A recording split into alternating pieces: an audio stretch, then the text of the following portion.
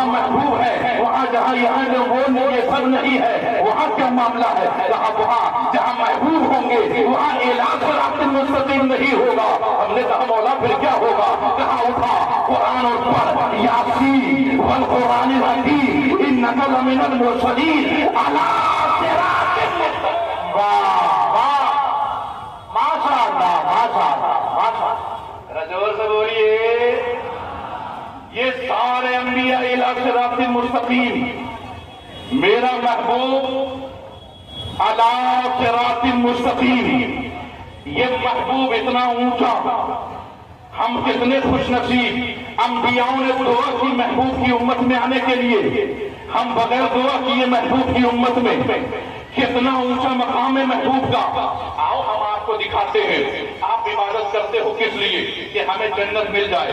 آپ نماز پڑھتے ہو کس لیے؟ کہ ہمیں جنت مل جائے۔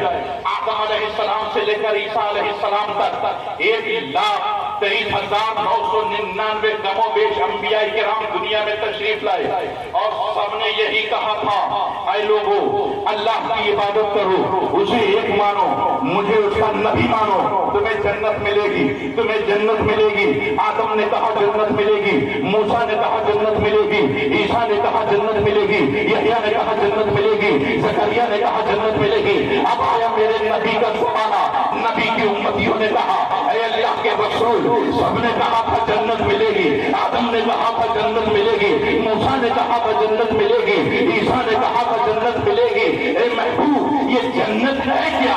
تو محبوب نے کہا اچھا تو سب نے کہا ہے جنت ملے گی، اب تمہیں جنت دیکھنا ہے کہ جنت ہے کیا؟ تو سنو، آدم علیہ السلام کا بھی گھر ہے، موسیٰ علیہ السلام کا بھی گھر ہے، عیسیٰ علیہ السلام کا بھی گھر ہے، نوح علیہ السلام کا بھی گھر ہے، مگر آدم کا گھر ہے، جنت نہیں ہے۔ موسیٰ کا گھر، موسیٰ کا گھر ہے، جنت نہیں ہے۔ عیسیٰ کا گھر ہے، جنت نہیں ہے۔ مگر میں جس گھر میں رہتا ہوں، دیکھو یہ وہ زمین ہے جہاں حضرت فاطمہ چکی چلاتی ہے، یہ وہ زمین ہے جہاں حضرت عائشہ آرام کرتی ہے، یہ وہ زمین ہے جہاں مصلی بچھا کر میں نماز پڑھتا ہوں، یہ میرا گھر ہے۔ اور جانتے ہو میرا گھر کیا ہے؟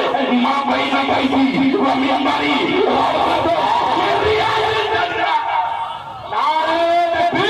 جنت کا حصہ ہے وہ کبھی خالی ہی نہیں ہے، وہ ہر وقت بھرا ہوا ہے۔ ہم نے سوچا ظہر کی نماز کا وقت ہے، لوگ اسی لیے یہاں بھرے ہوئے ہیں، جب نماز کا وقت ہو جائے گا تو یہاں پہ لوگ خالی ہو جائیں گے، جنت خالی ہو جائے گی۔ مگر